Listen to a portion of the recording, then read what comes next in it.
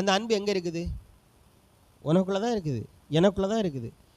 ஆண்டவரே அன்பு செலுத்துங்க.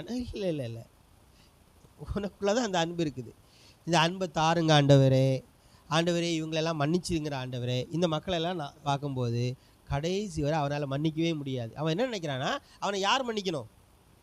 கடவுள் மன்னிச்சா போதும். கடவுள் எங்கேருந்து மன்னிப்பார்? அந்த கடவுளுடைய தன்மையை உனக்குள்ளே தான் இருக்குது. நீ தான் மன்னிக்கக்கூடிய இடத்துல இருக்கிற, நீ தான் ஏற்றுக்கொள்ளக்கூடிய இடத்துல இருக்கிற, நீ தான் அன்பு செலுத்த வேண்டிய இடத்துல இருக்கிற, நீ தான் கைப்பிடிச்சு தூக்கி விட வேண்டிய இடத்துல நீ தான் இருக்கிற. ஆனால் நாம் என்ன பண்ணுறோன்னா, என்னால் முடியாது, யாரால் முடியும்? கடவுளால் முடியும். ஓகே, கடவுள் அந்த எல்லாவற்றாலும் நிரப்புகிறவர், எல்லாவற்றையும் முடிய பண்ணுகிறவர். அந்த கிறிஸ்துவின் தன்மை எங்கே இருக்குது? உனக்குள்ளே தான் இருக்குது. அப்போ எனக்குள் இருக்கிற அந்த கிறிஸ்துவின் தன்மையை நான் செயல்படுத்த எது எனக்கு தடையாக இருக்குதுன்னா, எனக்குள் எழும்புகிற மாம்சீகத்தின் எண்ணங்கள்.